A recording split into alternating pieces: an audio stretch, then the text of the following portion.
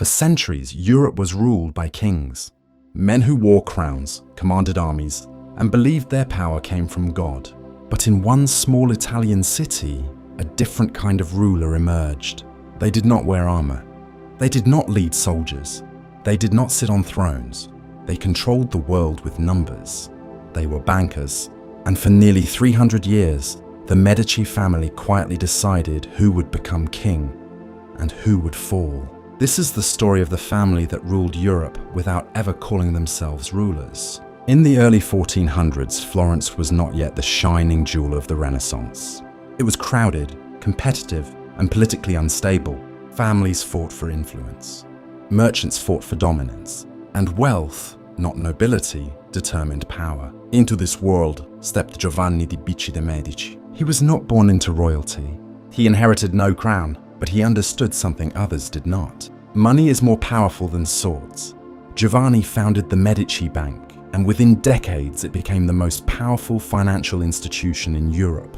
They financed merchants, they financed governments, they financed the church, and when you finance the church, you finance the Pope.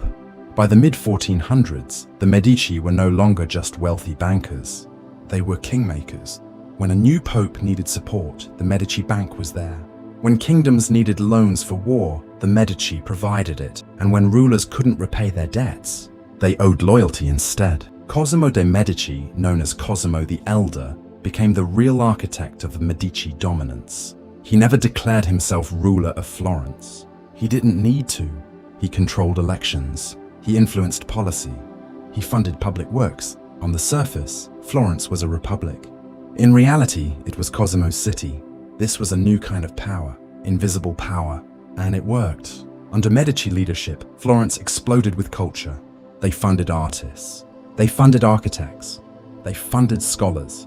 Without the Medici, there is no Michelangelo, nor Leonardo da Vinci, no Renaissance Florence as we know it. They built libraries. They built cathedrals. They built palaces that still stand today. But culture was not charity. It was strategy. Art created legacy. Legacy created loyalty. Loyalty created protection. And protection kept them in power.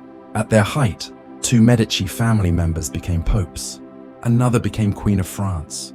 They had risen from merchants to European royalty without ever wearing a crown. They seemed untouchable. Power always creates enemies. And by the late 1400s, the Medici family had many.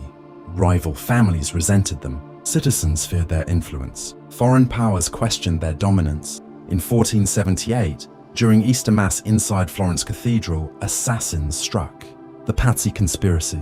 Giuliano de' Medici was stabbed to death in front of worshippers. His brother, Lorenzo de' Medici, Lorenzo the Magnificent, narrowly survived. The message was clear. The Medici were no longer safe. Though Lorenzo restored control, the foundation was weakening. The Medici Bank began to collapse. Bad loans mounted. Branches failed across Europe. For a family built on finance, this was fatal. By the early 1500s, Florence turned against them. The Medici were expelled from the city, their palaces seized, their power stripped away. For a moment, the dynasty was over, but powerful families rarely disappear quietly. They returned. They reclaimed influence. They regained control. Yet the world was changing.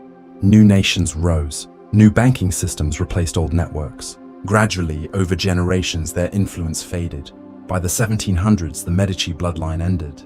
No dramatic execution, no single catastrophe, just time. Today, millions visit Florence every year. They walk through galleries, stand beneath cathedral domes, and admire sculptures funded by Medici wealth. Most never realize they are standing inside the footprint of one family's financial empire. The Medici did not conquer through war. They conquered through influence. They proved something history repeats again and again. Power does not always come from crowns. Sometimes it comes from capital, from patience, from understanding how the world truly works. They never called themselves rulers, but for centuries, they ruled Europe anyway. And long after the family disappeared, their power is still written in stone.